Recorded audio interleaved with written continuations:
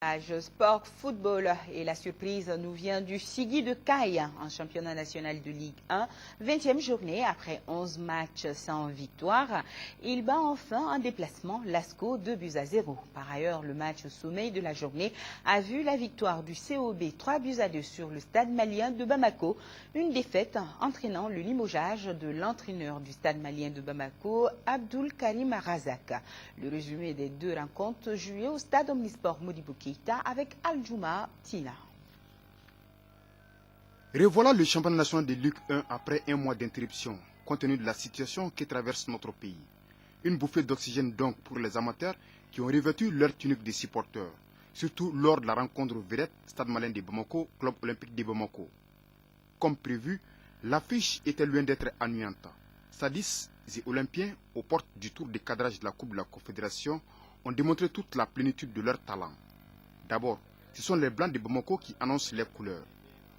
En l'espace de 20 minutes, ils trouvent deux fois le fond des filets. Suleiman Dambélé, 13e minute, et Oumar Kida, 20e, avaient cru faire l'essentiel pour la formation des Sotuba. Mais le clubus n'avait nullement démissionné.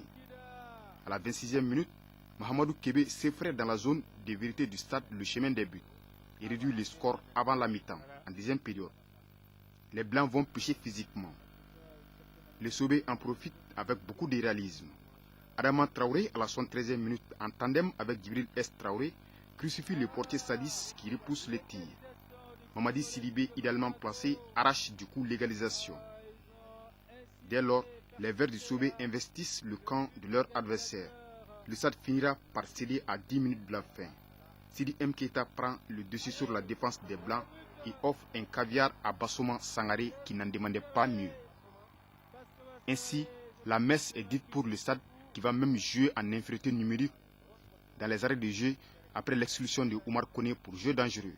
Une performance du club olympique qui poursuit sa remontée fulgurante dans le classement en s'installant à la 7e place avec 30 points. En revanche, un revers de trop pour le stade qui limoge immédiatement non seulement son technicien ghanéen Abdul Karim Razak, mais aussi s'éloigne davantage du leader, le Djoliba Athletic Club, de 7 points. Suivra quelques minutes après l'empoignade entre l'ESCO en orange et le Sigui de Caille qui n'avait pas la faveur des pronostics. Ainsi, tout laissait à croire que l'équipe de Korofina s'en sortira victorieuse. Mais c'est le contraire qui va se produire, puisque la formation du Sigui s'est montrée intraitable dans tous les compartiments du jeu. L'association sportive de Korofina, pourtant adepte du beau jeu, tergiverse au profit du Sigui décidé à ramener les 3 points. Chose que les Caïsiens réussiront finalement, après une première période sans but, en dépit de plusieurs occasions gaspillées. Lors de la reprise, les efforts des jaunes et verts seront couronnés de succès, quand Justice Kelechi sur penalty ouvre le score à la 57e minute.